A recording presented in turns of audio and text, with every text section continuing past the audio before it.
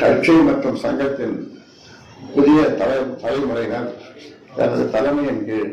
சிறிது காலம் பணியாற்ற வேண்டும் என்ற அன்பு கட்டளையின் பேரில்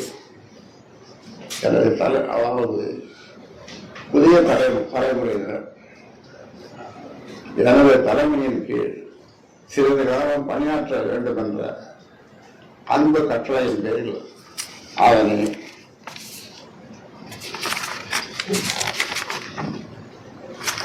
தடுக்க நாம் எல்லாரும் அவர் ஆசையை நிறைவேற்றிட வேண்டியும்